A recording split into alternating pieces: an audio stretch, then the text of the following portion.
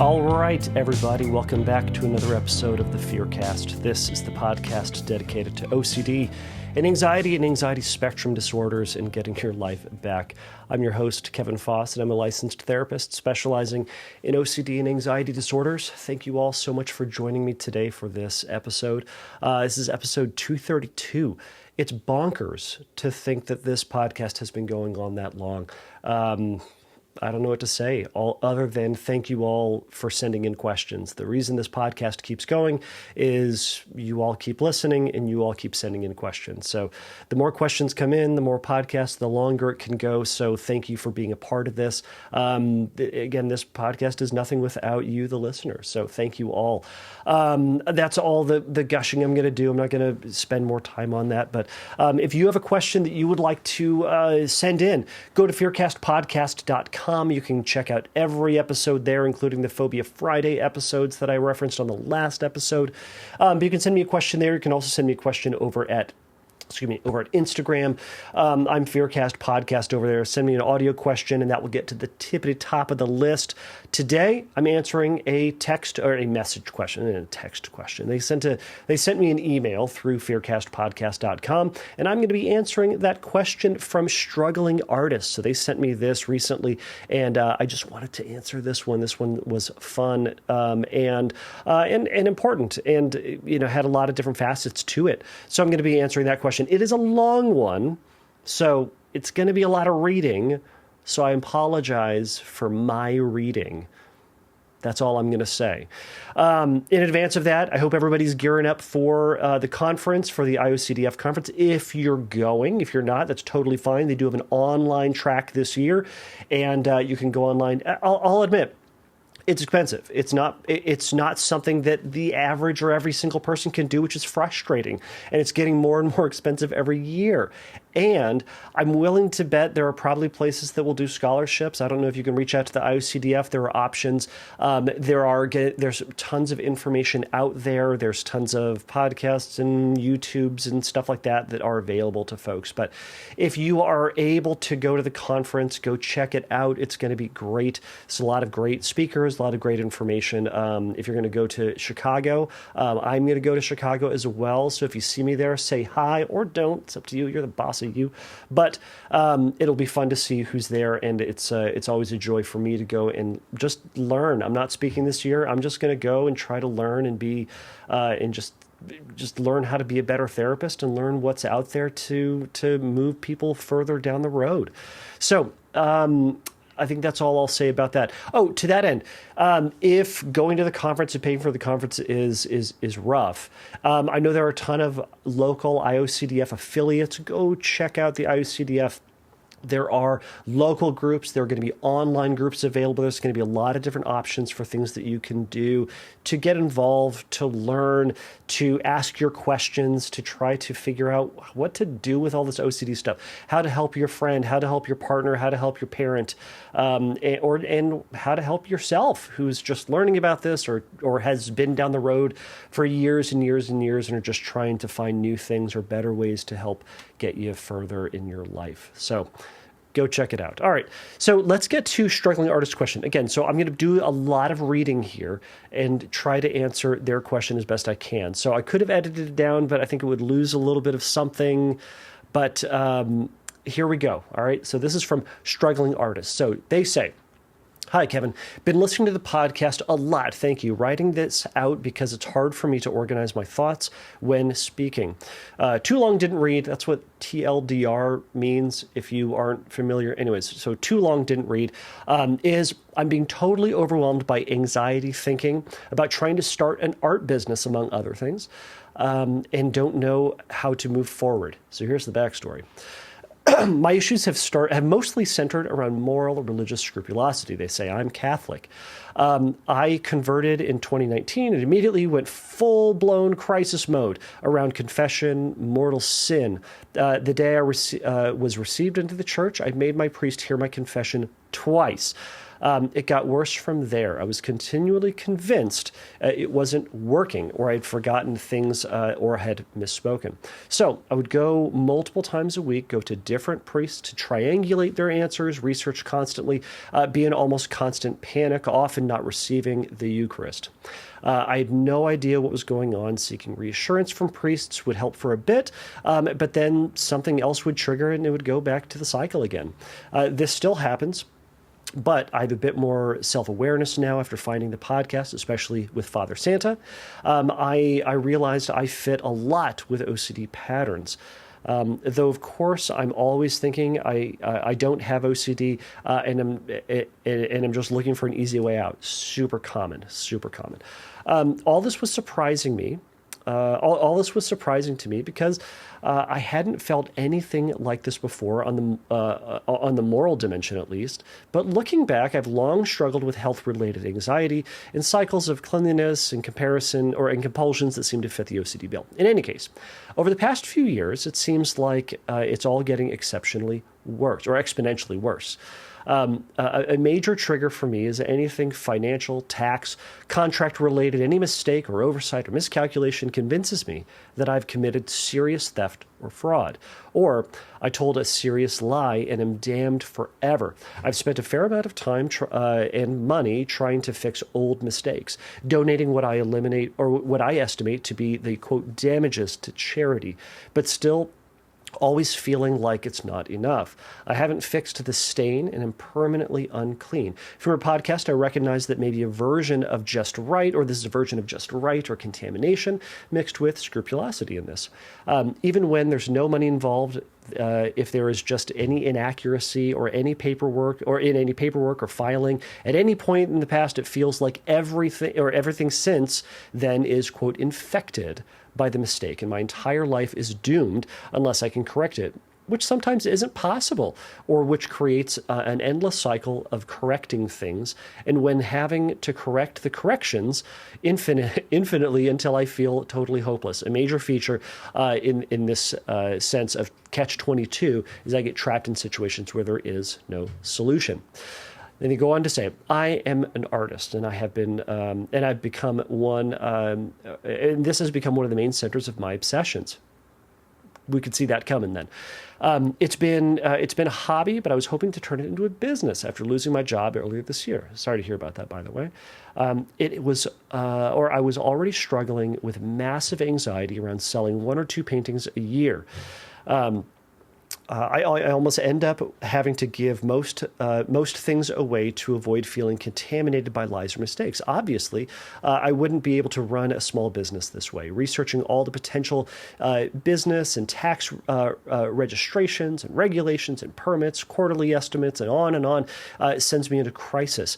Even after doing days on end of research, it seems it'd be impossible for me to avoid doing something wrong, or in the wrong order, or to miss some obscure obligation on page 87 of a 100-page tax document that I don't even know about, and then I'm trapped forever, having made an irreversible mistake that will contaminate my future success I may have.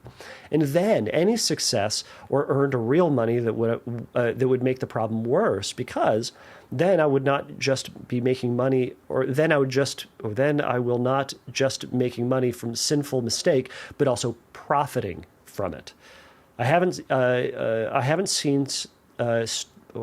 even started yet, and already I feel like I have to abandon this goal. And even then, I have to burn everything I feel as if I burn everything now, like my compulsions tell me to. It is too late to avoid sin. Gosh, reading like this it makes me anxious and worried, but I'm doing it anyways because I'm messing it up. I'll slow down. How about that? All right. They say I'm also a writer, and there's a similar thing there. If I remember any inaccuracy, ambiguity, or incompleteness in any old piece of writing, I become obsessed with fixing or deleting it. I'll probably feel the same way about this email, but I'm trying not to give into it. Excuse me. I know that I can't get over this catastrophization of every little mistake. By the way, that word is hard for everyone to say, and myself included. It doesn't exist anywhere else outside of OCD land, by the way. It's always going to be read with a little squiggle in Word. Anyways, catastrophization of every little mistake or ambiguity, then I'm really in trouble because I've already made so many mistakes that I can never go back or never fix or take back.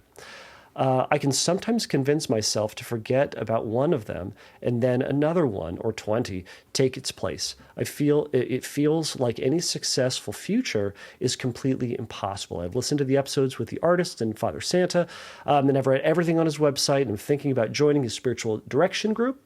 And it sometimes makes me feel like there's a way out, but I don't know how to make it stick. I try to do the what would a normal / average Catholic do in this situation, and it somewhat helps that I have some Catholic artist friends who don't seem to worry about stuff like taxes at all. But I just feel like a different standard applies to me for some reason.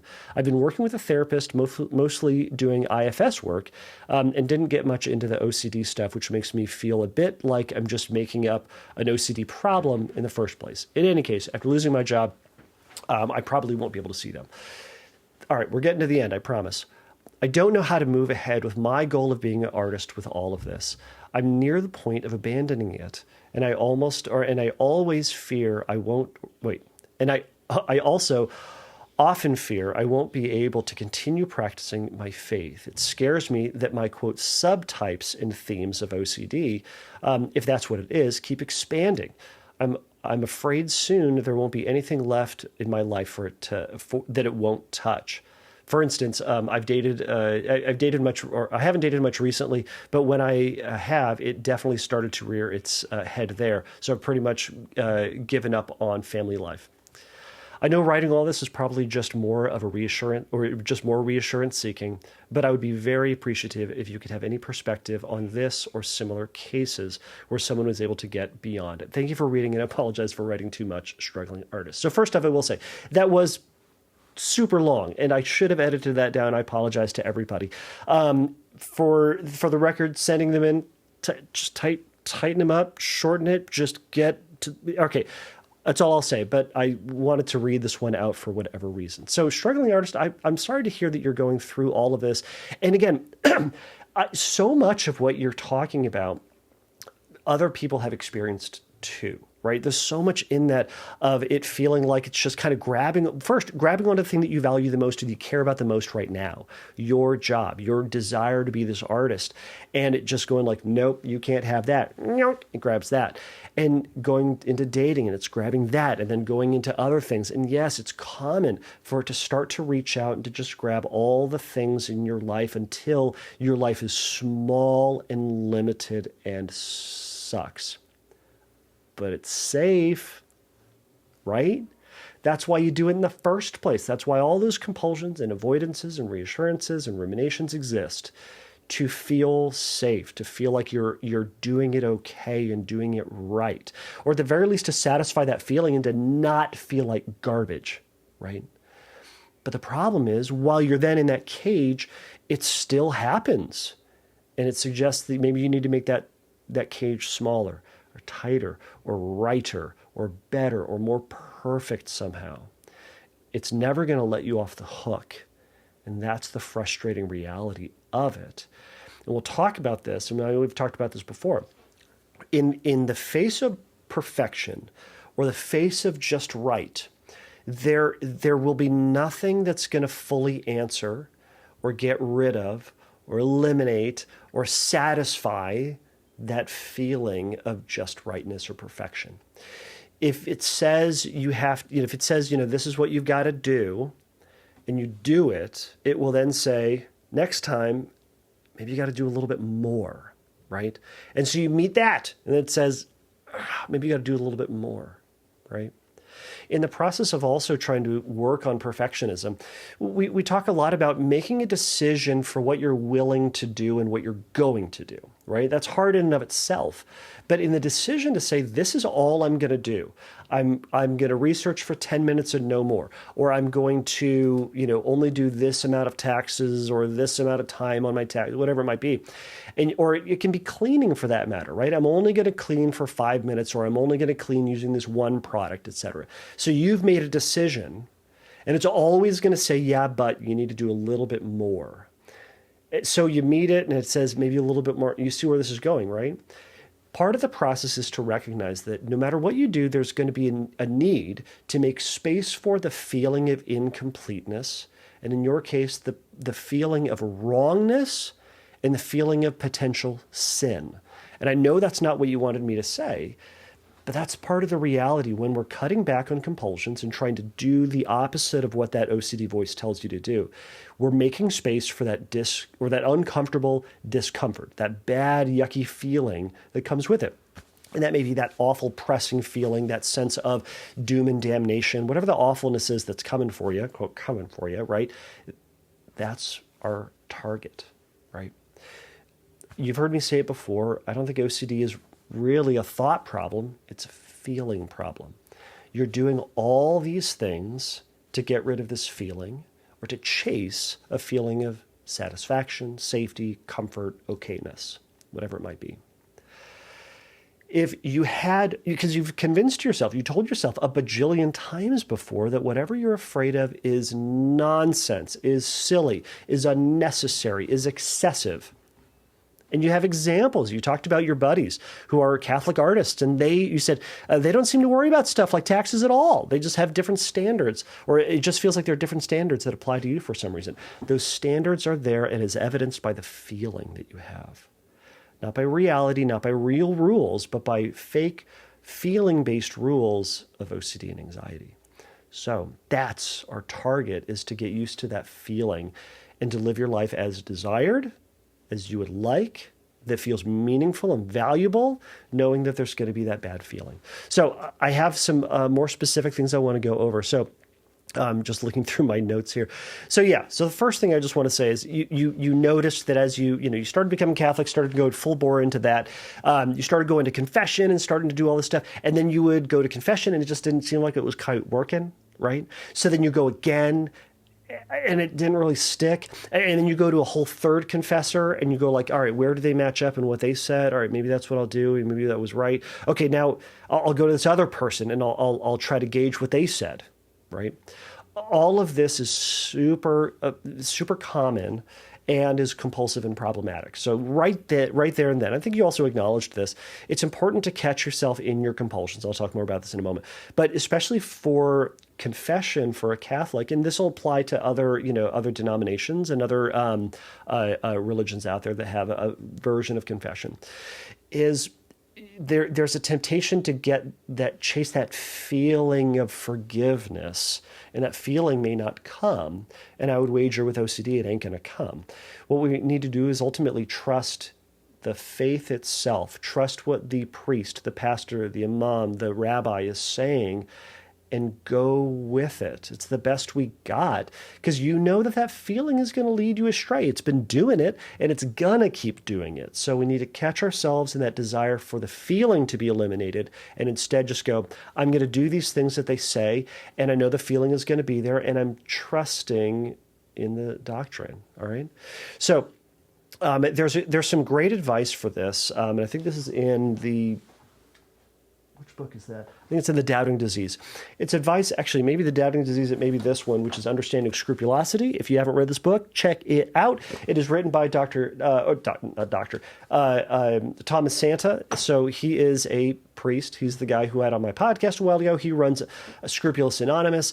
But kind of the advice is, especially for a Catholic, is find a confessor who understands what OCD is and go see them.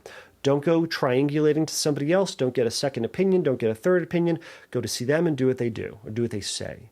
Okay, that can help to eliminate some things. So, I also think you're right. I think there's certainly that just right or contamination kind of component to this, and certainly that scrup fear is that scrup fear related to this is kind of sending you into the deep end. Let's see here. Yeah, we've talked about this struggle with impossibility. It's impossible to get perfect, and that's kind of that catch-22. The more that we try to seek perfection, and this goes across the board with people who are just seeking perfectionism in school, perfectionism in relationships, perfectionism elsewhere, is the more we try to seek perfection, the more our imperfection is highlighted and illuminated, because there ain't no perfect for us. The more we push towards perfection, the more we're going to feel imperfect. The more we're going to try to be perfect, the more we're just going to be disappointed. So instead, the only way out of this cycle is by letting go of the urge for perfection and dealing with that reality that we're going to feel imperfect. And that's going to be a struggle, but that's part of that process. So, all right. So more stuff. Dude, you are never going to be ready to go into business. Never be ready to go into your own, start your own business and do your own thing until you've been doing it for a while. I say this about like being a parent. You're never ready to be a parent until like 3-4 years after you've been a parent. And then even then you still kind of suck at it. And I say this as a dad who's going into Father's Day this weekend, I suppose. But it's that it's uncomfortable and it's scary, and there's a lot to do and a lot to learn, and you learn on the fly. And according to OCD, there's never going to be a right time to do anything. I've heard people say like, okay, once I get a handle on this OCD thing, then I'll start a relationship. I'll look for that new job. I'll whatever. Do it now. Start the relationship. Look for the relationship. Start a new job. Do it now. It's going to be some pros and cons, and it's going to be some difficulty at times, but if you say, I'll do this after you'll never get to it, because there's never that place where you're like, great, got it, done. It never bothers me again. It will show up. It's a chronic mental health disorder. We've talked about that before. So to that end, often OCD without treatment or without change, it can get worse. I will say it will get worse. Someone's going to email me and say, hey, it got better. It will often get worse because we'll often grab onto more things because you go through this process. Compulsions outsource trust, outsource comfort and reliability to the absence of anxiety, not to rational thought, not to rounding up, not to most likely. It says, if I don't feel anxious, everything's okay. If I do feel anxious, everything is wrong. Sometimes you're just going to feel anxious, even if it's the wrong thing. You're going to feel anxious even if it's the right thing. Excuse me, I misspoke.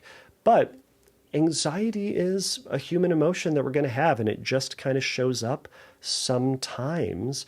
And our job isn't to eliminate it. It's to recognize that it's there, treat it as information, not direction, and to make choices that are more aligned with us, more aligned with our values, right? Okay, so to that end, first things first, we got to eliminate compulsions, okay? Before I even talk about guilt and shame and all that stuff, and I won't yammer on too much about that, the first thing we got to do is eliminate those compulsions. So I want you to ask the question, what checking, reassurance, seeking, avoidance, and rumination are you engaging in? And be honest about it. What stuff do you think is like, would you say is beyond your due diligence, beyond what is reasonable, beyond what into the world of excessive, right? And I know for a lot of folks who are in the trenches of their anxiety, it can be tough to put a finger on that, but use your best judgment as, all right, is this beyond, and say, I got to cut back on that. I'm going to pull back. And if you're working with a therapist, great. But you can also talk with a friend about that. Talk with your Catholic buddies about that, your Catholic artist buddies, and kind of throw it out there. Say, hey, I'm doing this, and see what they have to say. And again, being honest with yourself is important, right? I think a good rule of thumb to this is like, hey, have you already done this? Has the question already been answered previously? Has it already kind of essentially been answered elsewhere? Or is the answer just impossible to get on this end of making the decision? Sometimes that's the case, right? So some of the compulsions, just as an option, I wrote down some of these examples for you to consider and for other folks out there. So are you over evaluating the types of colors that are being posted for sales, for sales or on various socials, and kind of that comparison for colors? I think I edited that part out. So, but you know what I'm talking about. Are you rechecking and checking like the books, right? Are you mentally reviewing past sales or interactions? Are you mentally reviewing the art and what you said about that, right? Are you reviewing your past writings? Are you reviewing your past emails or other communications to look for, quote, lies or evaluate for potential lies? Are you mentally reviewing your confessions for inaccuracies or reviewing the discussions you had with priests to remember their absolution? Are you trying to manufacture the right feelings, right? Are you trying to bring on, like, how do I get that good feeling, that confirmation feeling that I'm okay and everything's okay? All of that can be compulsive. We want to be gently pulling back on that, catching yourself when you're going into that process again and resisting that, noticing that there's the urge to do it, and then letting go of that process, right? It's the active step of doing nothing. We notice that there's the urge to do it, but then we engage in the active step of doing nothing and shifting into whatever that next thing is, or just a activity that is more reasonable to you. Going for a run, watching TV, doing dishes, doing push-ups, talking to a friend, doing art for that matter. Anything can be more important than that. I also wanted to give this advice. If you're starting a business and you're worried about taxes, get an accountant. Now, this is not avoidance, I'd say. I think this is just reasonable advice, especially because this is something that is really anxiety provoking for you. A simple workaround for this is going to be find a trustworthy, reasonable, reputable accountant and relinquish control over it to them. It's their job to know this stuff. Let them do it. Now, there's always going to be that question in the back of your head about, are they committing tax fraud? Did you give them the wrong information? Did you exaggerate? All right. And those are all those things that you can address and deal with. But to feel like you have to take the weight of the entire tax system on your shoulders and understand all of it is going to be an impossibility. And you already do this anyways. If you had legal problems, you wouldn't go like, well, better go get my JD so I can understand this legal thing. Or if you had health issues, you wouldn't say you got to go get your MD in order to deal with the sniffles and a cough, right? We outsource some of these tasks to other people who are professionals who know what they're doing. This is one of those situations, and to take that one off your list and focus then on other things that you can then manage that are more reasonable. So that would be my just kind of simple, more practical advice, right? Okay, so how do we deal with mistakes? You're going to make mistakes. You're going to oversell, undersell, misspeak, exaggerate, underplay, fill in the blank. We're going to. And we're going to make mistakes. It's important to recognize that is part of who we are. And either sometimes they're going to come to our attention. We're just going to suddenly remember them. Sometimes we're going to be reminded of them. And sometimes, in rare circumstances, a problem will arise because of those mistakes. Again, those are rare. But we kind of want to say, we're gonna accept the possibility that they happened. We're gonna accept the possibility that they will happen, but we're gonna focus on what's happening right now, and we're gonna deal with the problems when they come up, when we're reminded of them. It relinquishes us of the need to hold on and the need to control all of it or to eliminate all potential possibilities, right?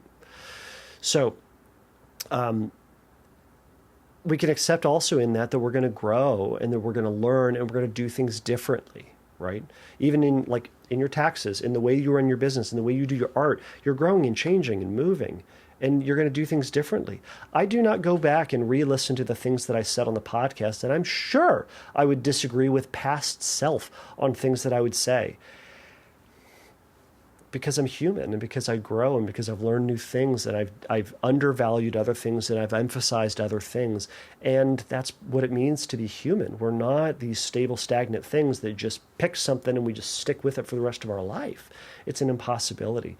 So there's a recognition that we are going to make those changes. And I want you to then extend yourself some compassion for knowing that you're going to do things differently and weird and wrong and different, all those things, right?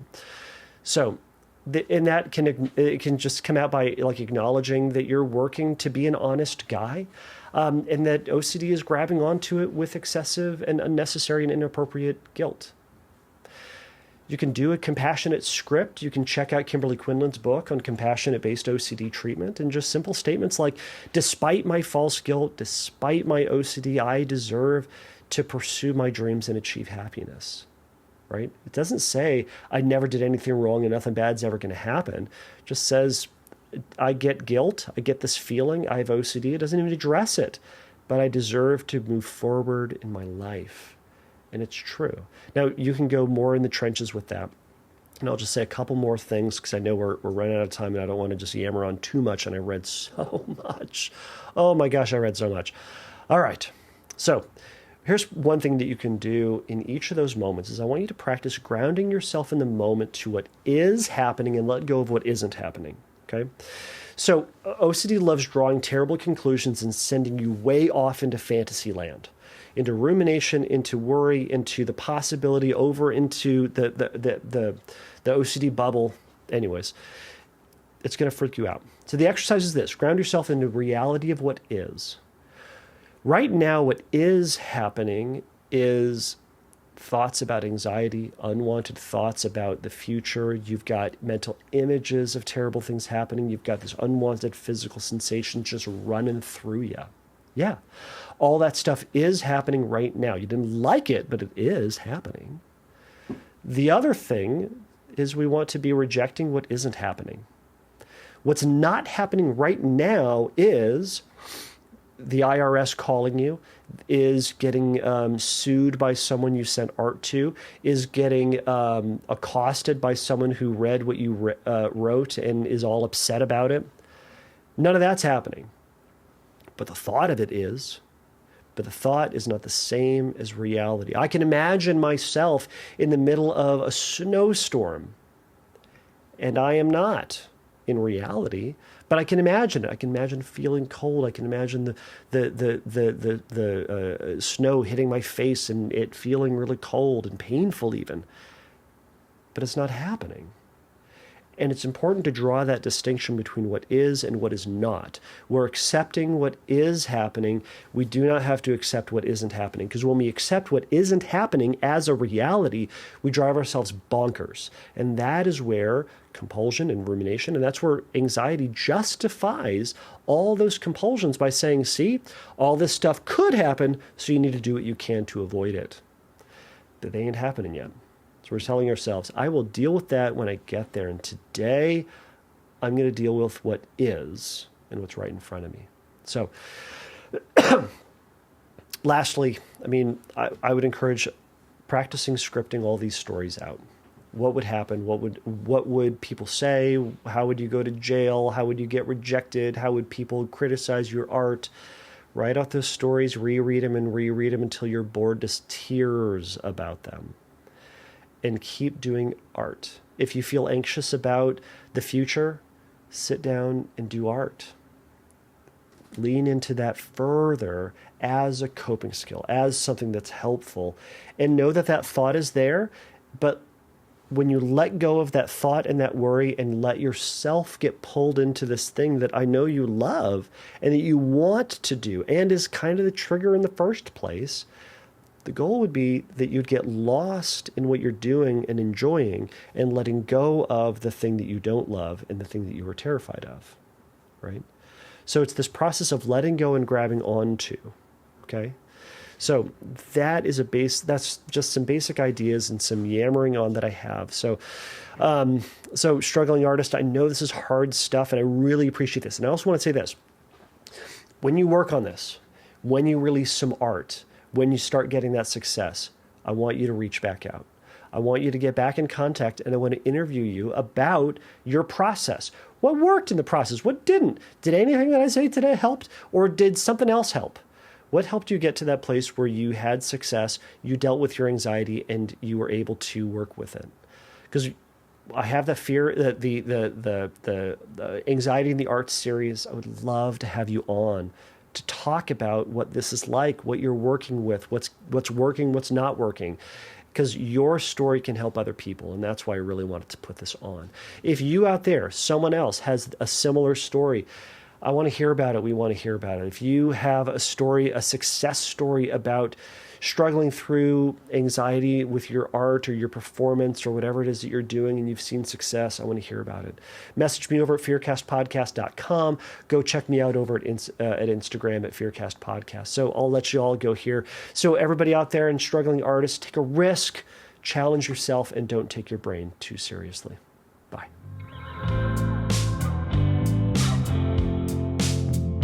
Thank you for listening to the Fearcast. If you would like your question answered on a future episode, please click on the Submit a Question link at fearcastpodcast.com. If you would like your question answered sooner, please send me a recording of your question to questions@fearcastpodcast.com or by sending me an audio message through Instagram by DMing me at fearcastpodcast on Instagram. If you like the Fearcast, please write a review on your podcast platform of choice.